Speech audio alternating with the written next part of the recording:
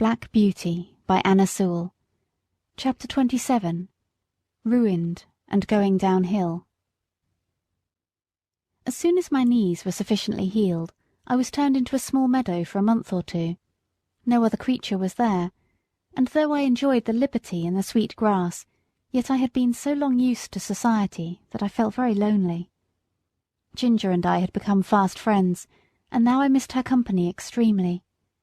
I often neighed when I heard horses' feet passing in the road, but I seldom got an answer, till one morning the gate was opened, and who should come in but dear old Ginger. The man slipped off her halter and left her there. With a joyful whinny I trotted up to her. We were both glad to meet, but I soon found out that it was not for our pleasure that she was brought to be with me. Her story would be too long to tell, but the end of it was that she had been ruined by hard riding, and was now turned off to see what rest would do.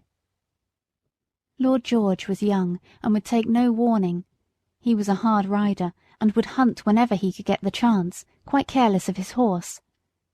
Soon after I left the stable there was a steeplechase, and he determined to ride. Though the groom told him she was a little strained, and was not fit for the race, he did not believe it, and on the day of the race urged Ginger to keep up with the foremost riders. With her high spirit she strained herself to the utmost. She came in with the first 3 horses, but her wind was touched, besides which he was too heavy for her, and her back was strained. "And so," she said, "here we are, ruined in the prime of our youth and strength, you by a drunkard and I by a fool. It is very hard." We both felt in ourselves that we were not what we had been. However, that did not spoil the pleasure we had in each other's company. We did not gallop about as we once did, but we used to feed and lie down together, and stand for hours under one of the shady lime trees, with our heads close to each other, and so we passed our time till the family returned from town. One day we saw the Earl come into the meadow, and York was with him. Seeing who it was, we stood still under our lime tree and let them come up to us. They examined us carefully. The Earl seemed much annoyed. "There is £300 flung away for no earthly use," said he.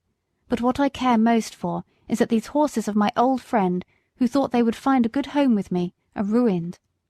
The mare shall have a 12-months' run, and we shall see what that will do for her, but the black one, he must be sold. 'Tis a great pity, but I could not have knees like these in my stables." "No, my lord, of course not," said York, "but he might get a place where appearance is of not much consequence, and still be well treated. I know a man in Bath, the master of some livery stables, who often wants a good horse at a low figure. I know he looks well after his horses. The inquest cleared the horse's character, and your lordship's recommendation, or mine, would be sufficient warrant for him." "You had better write to him, York. I should be more particular about the place than the money he would fetch." After this they left us. "They'll soon take you away," said Ginger, "and I shall lose the only friend I have, and most likely we shall never see each other again. 'Tis a hard world."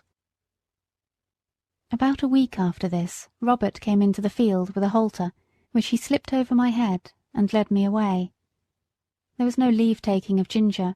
We neighed to each other as I was led off, and she trotted anxiously along by the hedge, calling to me as long as she could hear the sound of my feet. Through the recommendation of York, I was bought by the master of the livery stables. I had to go by train, which was new to me, and required a good deal of courage the first time, but as I found the puffing, rushing, whistling, and more than all the trembling of the horse-box in which I stood, did me no real harm, I soon took it quietly.